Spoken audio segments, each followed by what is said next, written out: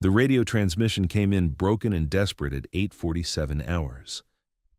Charlie 6 to any unit. We are taking precision fire from multiple positions. 3 casualties. Can't move. Can't get a fix on shooters. They're invisible. They're everywhere. Captain Morrison's voice cracked with stress as another round punched through the wall behind him, missing his head by inches. In the Tactical Operations Center 15 miles away, Lieutenant Colonel Sarah Chen stared at the digital map showing Charlie Company pinned down in a Syrian border town, unable to advance, unable to retreat, bleeding from wounds they couldn't see coming. "Where the hell are these shooters?" she demanded. The intelligence officer pulled up thermal imaging. "Ma'am, we count at least 6 enemy snipers in elevated positions covering the entire intersection. They've got interlocking fields of fire, professional positioning, military-grade optics. They're not ISIS. These are trained professionals. Syrian special forces or Russian contractors, maybe both." Chen's jaw tightened. "Counter-sniper assets? We've got 3 Marine Scout snipers in the area, ma'am, but they've been trying for 40 minutes. These enemy shooters are too good. Every time our guys get a position, they take fire and have to displace. We can't get a beat on them."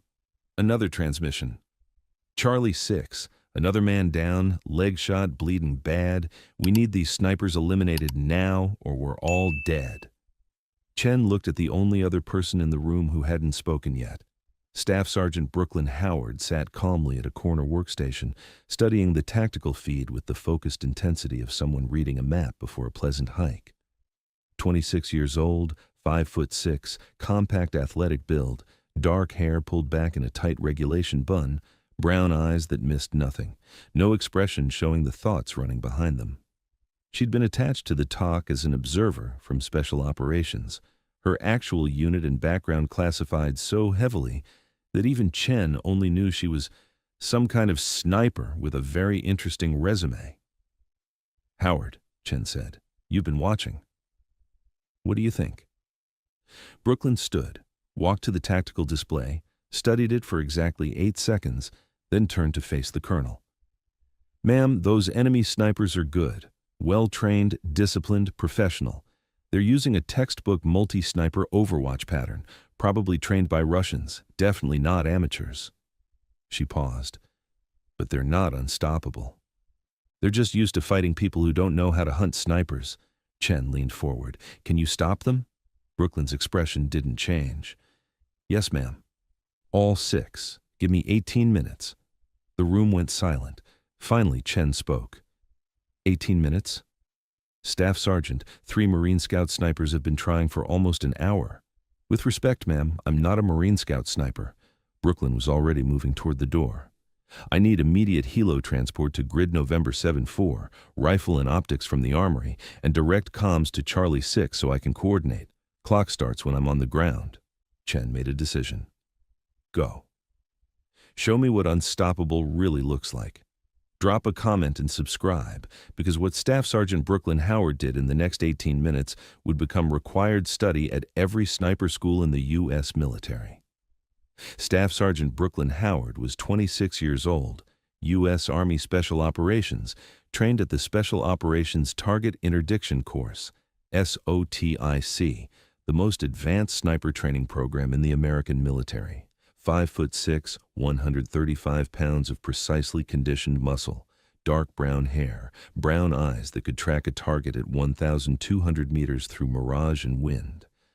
From Montana originally, she'd grown up hunting with her father, a retired Delta Force operator who'd taught her to shoot before she could ride a bike. What made Brooklyn different from most snipers wasn't just her technical skill, though she'd graduated SOTIC with the highest scores in her class. It was her ability to think like her targets, to understand the tactical psychology of enemy snipers, to get inside their decision-making process and predict their next move before they made it. In 6 years of operations across 3 continents, she'd eliminated 42 high-value targets, all confirmed kills, all at extreme range, most of them enemy snipers or commanders who'd thought they were untouchable. Today, she'd add 6 more. The helicopter touched down on a rooftop 3 blocks from where Charlie Company was pinned. Brooklyn stepped out carrying a modified M110 semi-automatic sniper system with a Schmidt and Bender scope, a suppressor to reduce her signature, and a drag bag containing 200 rounds of 7.62mm match-grade ammunition. She moved to the roof edge, set up a hasty position behind an HVAC unit, and keyed her radio. "Charlie 6, this is Overwatch. I'm on station. Sit rep." Captain Morrison responded immediately. "Overwatch, we have 18 men pinned in 3 buildings around an intersection. We've taken 7 casualties, 3 killed in action, 4 wounded. Enemy snipers have us completely locked down. We can't move without taking fire." "Copy. I need you to mark enemy firing positions every time they shoot. Use smoke if you can see the building, verbal grid if you can't." "Roger. But these guys are ghosts. They shoot and displace. We never see muzzle flash, never get a solid position." Brooklyn was already scanning through her scope. The intersection below was a kill zone, open ground with multiple elevated positions overlooking it. She could see why Charlie Company was trapped. 6 enemy snipers with coordinated fields of fire could dominate this entire area. But she was looking for something specific: patterns. "Charlie 6, next time someone shoots, I need immediate direction. Don't worry about precision, just general area." "Copy." 30 seconds later, a Marine tried to cross an alley. A single shot cracked out. The Marine went down clutching his shoulder. "Northeast sector, 3-story building, top floor." Brooklyn's scope swept to the building. She didn't see the shooter. He was already displaced. But she saw what she was looking for: a broken window that had been intact in her initial scan. The sniper had fired from there, then moved. She marked the position mentally and kept scanning. Over the next 5 minutes, 4 more shots. Each time, Brooklyn tracked the general direction, studied the aftermath, built a mental map of enemy positions. Most countersnipers would try to spot the shooter and engage. Brooklyn was doing something different. She was analyzing the pattern of their coverage, understanding their tactical deployment, figuring out their coordination. After 5 minutes, she had what she needed. "Charlie 6, I have pattern recognition on enemy positions. 6 shooters positioned in buildings creating interlocking fire. They're rotating. One shoots, others cover. Shooter displaces to backup position.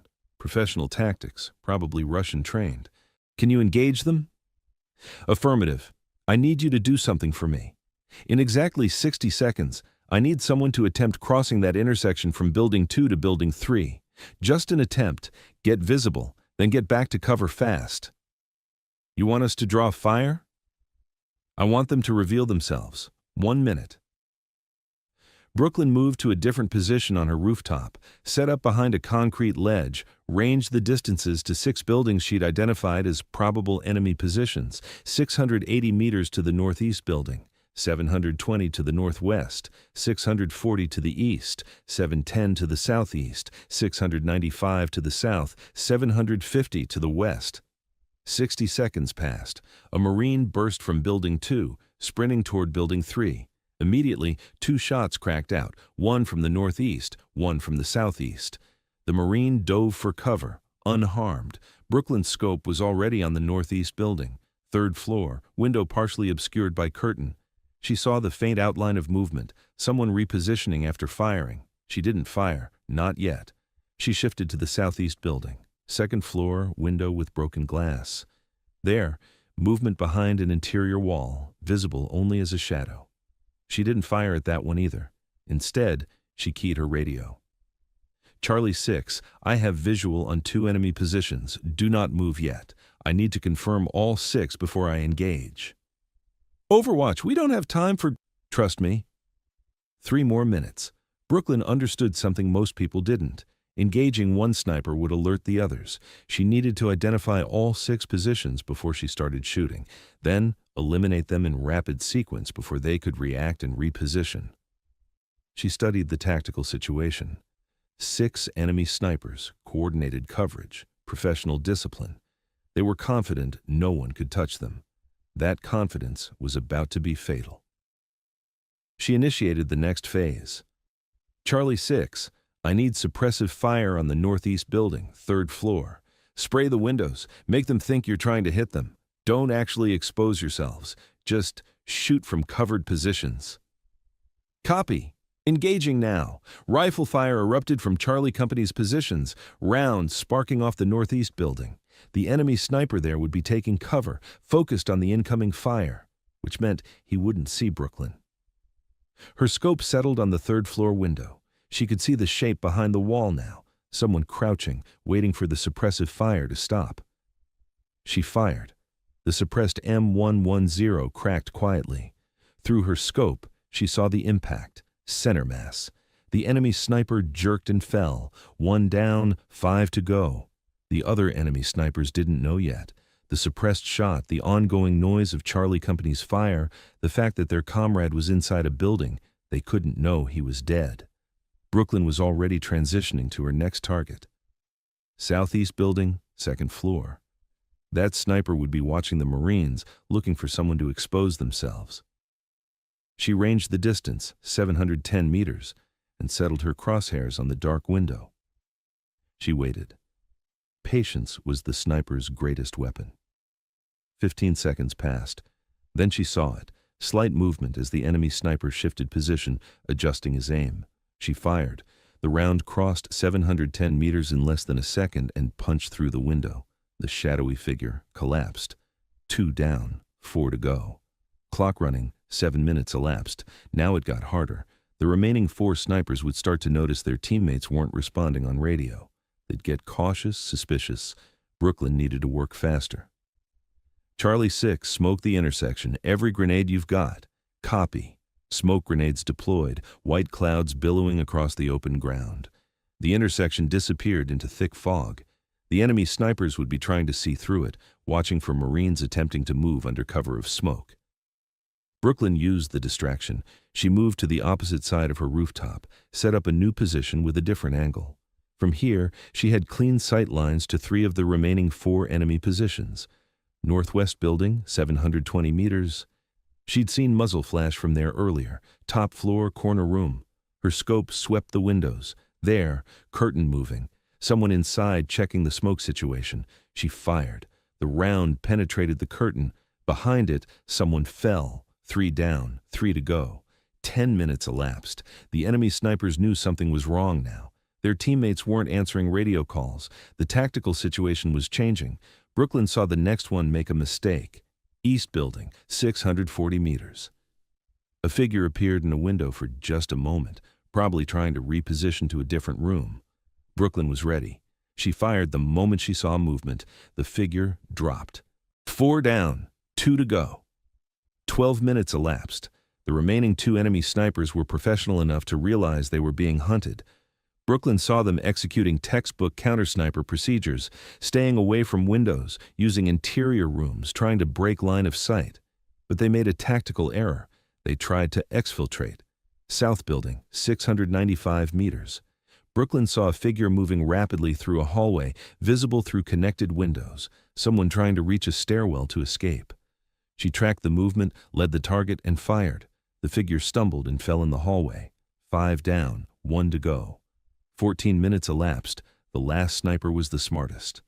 West building, 750 meters, the longest shot, the most difficult position. He'd stayed completely hidden, hadn't taken a shot since Brooklyn had started her counter-sniper operation. He was waiting, hoping Brooklyn would think he'd already escaped, would move on and give him a chance to slip away. Brooklyn knew he was still there. She could feel it. A professional sense developed over years of hunting people who were hunting others. She studied the West building through her scope. 4 floors, multiple windows, dozens of possible positions. Finding one person in there who was actively hiding would take time she didn't have. So she didn't try to find him. She made him find her. Charlie 6, I need a distraction. Send someone into the intersection, full run across open ground. Overwatch, that's suicide if there's still a shooter. There is, but he won't shoot your man. He'll be watching for me. Trust me. Silence. Then, moving. A Marine burst from cover and sprinted across the smoke-filled intersection, fully exposed, moving fast. Brooklyn wasn't watching the Marine. She was watching the West building through her scope, scanning windows in a specific pattern, focusing on positions that would have good observation on her rooftop. There. 4th floor, window with a partially opened shutter, the faintest glint of light on glass, a rifle scope catching the sun. The enemy sniper was doing exactly what Brooklyn had predicted. He wasn't shooting at the exposed Marine. He was looking for the counter-sniper who'd killed his 5 teammates. He was hunting Brooklyn. She smiled slightly. Amateur mistake. You don't hunt someone who's already hunting you. Her crosshairs settled on the window. 750 meters, longest shot of the engagement upward angle, wind pushing left to right about 8 miles per hour. She adjusted for all variables, found her natural respiratory pause, and squeezed. The M110 fired. Through her scope, she saw the window shatter. The glint disappeared. A moment later, a rifle fell from the window and clattered to the street below. 6 down, 0 to go. 18 minutes, 12 seconds from wheels down to last shot.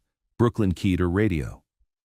Charlie 6, all enemy snipers neutralized. You're clear to move. Confirm by attempting intersection crossing. 30 seconds of silence. Then, a Marine cautiously stepped into the intersection. No shots. He walked all the way across. Still, no shots. Captain Morrison's voice came back, disbelief evident. Overwatch, intersection is clear. No fire. How many did you get? All of them. 6 confirmed. 6 in 18 minutes? How the hell? Pattern recognition, tactical prediction, and patience, Captain. They were good, but they were trained to fight people who react. I hunted them instead. Back at the TOC, Lieutenant Colonel Chen reviewed the helmet cam footage from Charlie Company and the after-action report. 6 enemy snipers, all confirmed killed by precise long-range fire, eliminated in 18 minutes and 12 seconds by a single counter-sniper who'd studied their pattern and systematically taken them apart. Brooklyn sat across from her, cleaning her rifle with the methodical precision of someone who'd done it 10,000 times. Staff Sergeant Howard, Chen said slowly, I've been in the military for 22 years. I've worked with scout snipers, Delta snipers, SEAL snipers. What you just did, I've never seen anything like that. Ma'am, they were well trained but predictable. They used a standard Russian multi-sniper overwatch doctrine, interlocking fields of fire, coordinated coverage, displacement after shots. It's very effective against conventional forces who don't understand the pattern. But you understood it? Yes, ma'am. Because I've studied it. And because I don't think like a Marine Scout sniper or even like most special operations snipers. I think like an enemy sniper. I understand their decision trees, their tactical psychology. Once I see their pattern, I can predict their positions and exploit their coordination against them. Chen pulled up the tactical replay on her screen. Walk me through it. How did you identify all 6 positions so quickly? Brooklyn set down her cleaning rod and came to the screen. First principle. Enemy snipers using coordinated overwatch aren't randomly positioned. They follow a tactical geometry, overlapping fields of fire, mutually supporting positions, escape routes planned. Once I understood they were using this doctrine, I could predict where they'd be positioned based on the terrain. She pointed to the map. 6 shooters covering 1 intersection means they need 3 primary positions with backup positions for each. I identified the 3 buildings that gave them best coverage, northeast, southeast, and west. Then I looked for backup positions within displacement range that gave me northwest, east, and south. But how did you know someone was in each position without seeing them? Process of elimination and pattern confirmation. When I had Charlie 6's men draw fire, I tracked which positions responded.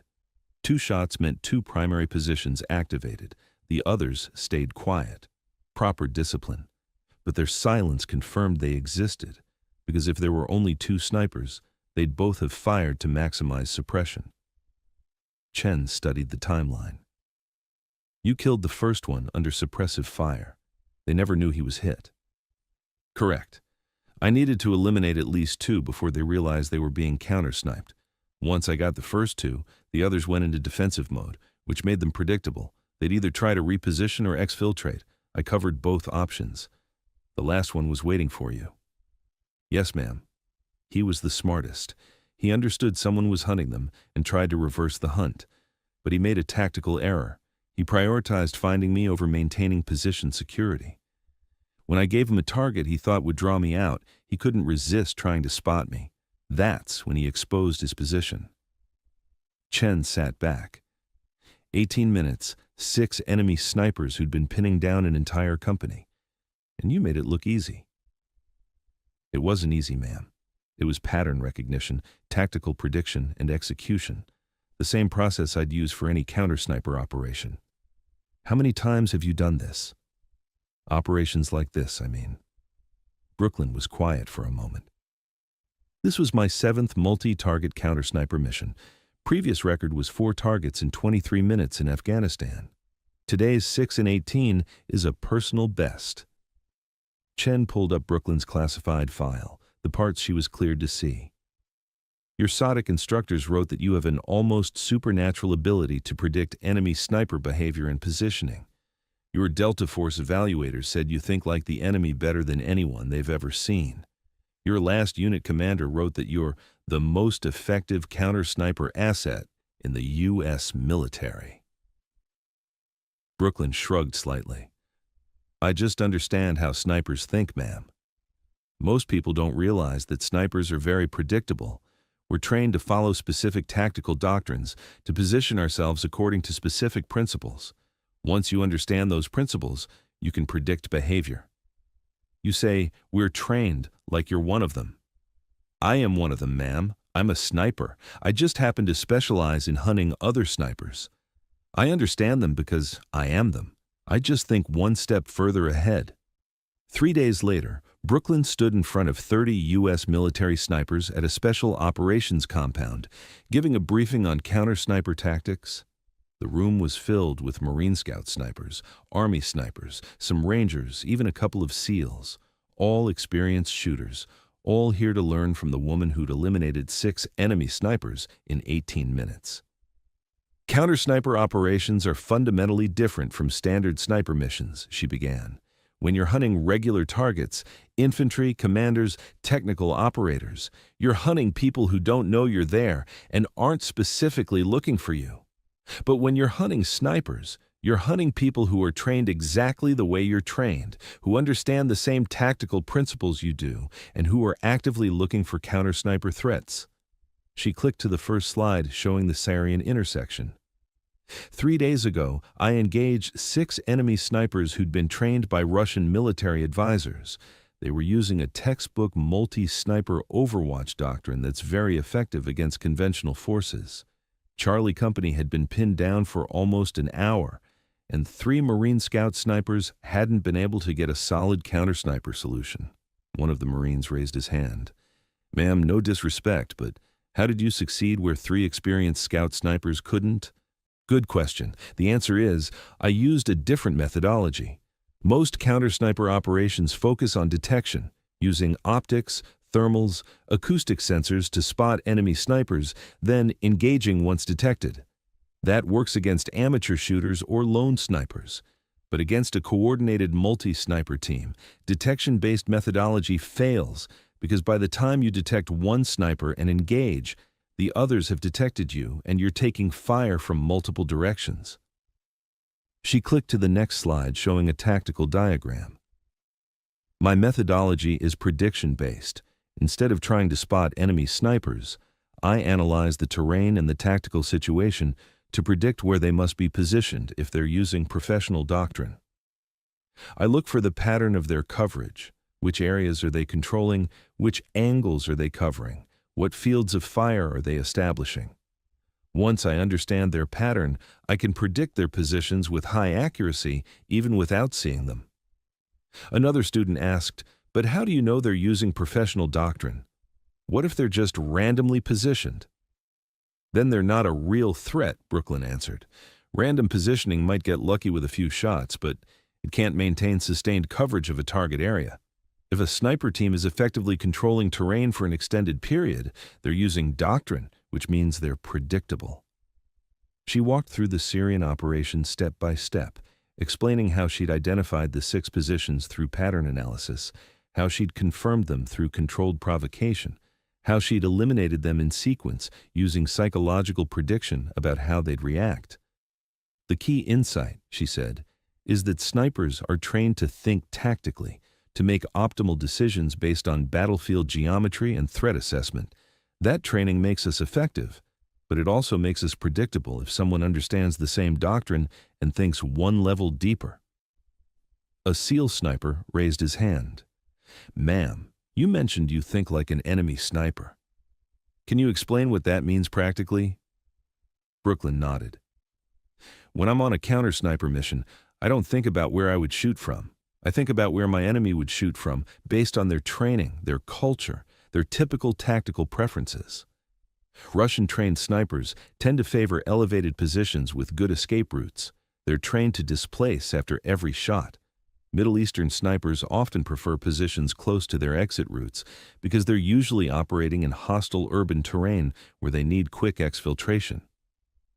American-trained snipers typically prioritize optimal range and concealment over escape routes because we're usually operating with fire support available." She clicked to another slide showing different sniper positions. "Understanding these cultural and training differences allows me to predict behavior. When I identified that the Syrian snipers were Russian-trained based on their disciplined fire patterns and coordinated coverage, I immediately knew they'd have backup positions within 50 to 100 meters of their primary positions. They'd prioritize height over concealment, and they'd attempt to displace after the third or fourth shot from any position. That knowledge let me predict their locations and their reactions." The briefing continued for 2 hours. Brooklyn walked them through 5 different counter-sniper operations she'd conducted, explaining the tactical psychology behind each engagement, the pattern recognition that had allowed her to locate enemy snipers, and the prediction-based methodology that made her so effective. At the end, the senior instructor, a veteran Marine Scout sniper with 20 years of experience, approached her. "Staff Sergeant, I've been teaching snipers for 15 years. What you're describing, this prediction-based methodology, this tactical psychology approach, we don't teach this. We teach detection and engagement. But what you're doing is clearly more effective against professional opponents. Would you be willing to help us develop curriculum to teach this?" Brooklyn considered. "I can teach the principles, but I'm not sure everyone can apply them. It requires a specific mindset. You have to be able to think like your enemy, to get inside their decision-making process. That's not a natural skill for most people." "How did you develop it?" "My father, he was Delta Force, spent 20 years hunting people who were hunting Americans. He taught me from a young age that the most dangerous enemies are the ones who can predict your behavior.